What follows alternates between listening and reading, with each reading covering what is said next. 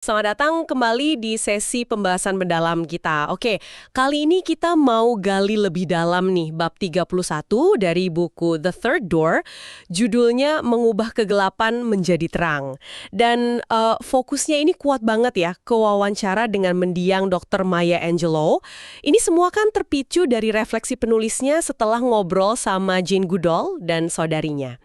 Jadi intinya soal gimana kita menghadapi masa sulit, rasa takut, kritik pedas. Misi kita kali ini yaitu cari strategi biar tetap tegar, malah bisa ubah tantangan jadi kekuatan. Yuk kita bedah bareng gimana sih caranya nemuin katakanlah pelangi pas lagi mendung banget. Iya, tema ini berat tapi penting ya. Esensinya itu bukan lari dari gelapnya, tapi lebih ke proses internal, semacam alkimia batin gitu. Gimana pengalaman pahit pun bisa diolah jadi cahaya, jadi kebijaksanaan. Dan sosok Dr. Angelo ini, wah luar biasa panduannya. Betul. Nah, di bab ini kan ada beberapa nasihat kunci dari beliau ya. Soal menghadapi kegelapan ini, beliau pakai istilah pelangi di awan. Itu maksudnya gimana ya? Bukan cuma positive thinking kan? Bukan sekedar itu. Lebih dalam lagi, ini soal menemukan harapan sekecil apapun di situasi paling buruk sekalipun. Sadar kalau ada orang yang peduli, atau paling tidak sadar bahwa kesulitan ini nggak akan selamanya. Ada ujungnya gitu. Oke. Dan beliau juga bilang kalau keberanian itu jadi fondasi semua kebajikan lain. Tapi gimana ya memahaminya secara praktis? Kan takut itu nyata banget rasanya. Nah, ini menarik. Justru Dr. Angelo itu jujur banget soal rasa takutnya. Terutama kalau menyangkut panggilan hidup atau kerja kreatif ya. Dia ngaku kok, menghadapinya itu dengan banyak doa dan gemetar.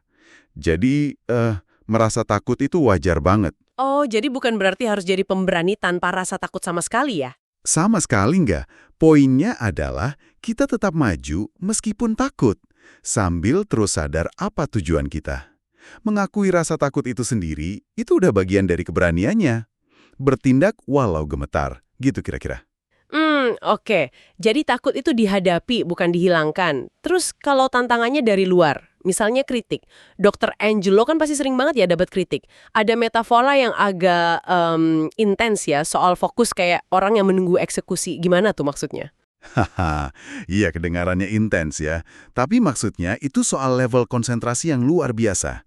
Jadi, kita pusatkan semua energi ke pekerjaan di depan mata.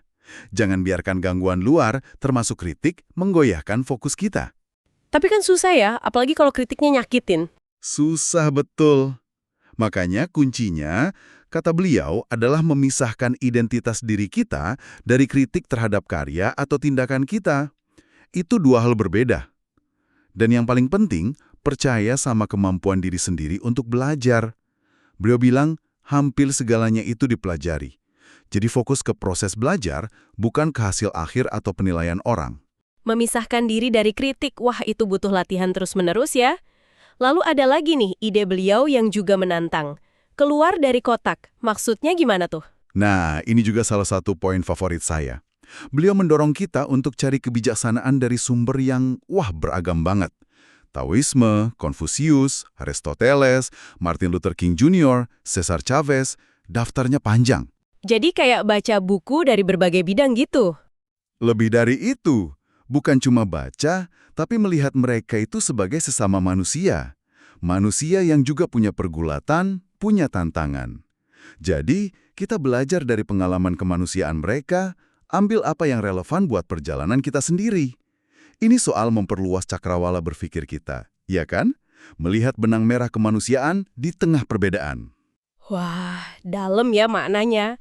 Jadi kalau kita tarik benang merahnya nih dari semua ini, pelajaran utamanya apa dong? Kayaknya soal resiliensi ya. Tapi bukan resiliensi pasif yang cuma bertahan gitu aja. Tapi resiliensi yang aktif, yang transformatif. Hidup Dr. Angelo kan contoh nyata. Kesulitan terbesar malah jadi bahan bakar buat karya terbesar dan perubahan sosial. Proses mengubah gelap jadi terang itu, yaitu intinya pertumbuhan. Betul banget. Dan ini pesannya universal ya buat kita semua yang mendengarkan. Coba deh, Anda pikirkan gimana cara Anda bisa pakai perspektif ini buat hadapi tantangan Anda sekarang. Di mana Anda bisa secara sadar mencari atau malah menciptakan pelangi Anda sendiri di tengah mendung? Iya, pertanyaan reflektif yang bagus itu. Nah, sebagai pemikiran penutup nih, untuk Anda renungkan. Dr. Angelo kan menyarankan, cari kebijaksanaan dari sumber yang beragam, yang di luar kotak. Kira-kira sumber kebijaksanaan tak terduga apa? Mungkin dari bidang yang jauh beda, atau budaya yang belum pernah Anda sentuh, yang bisa Anda eksplorasi selanjutnya. Siapa tahu itu bisa bantu Anda menavigasi masa-masa sulit Anda sendiri. Sebuah ajakan refleksi yang sangat berharga. Sampai jumpa lagi di pembahasan kita selanjutnya.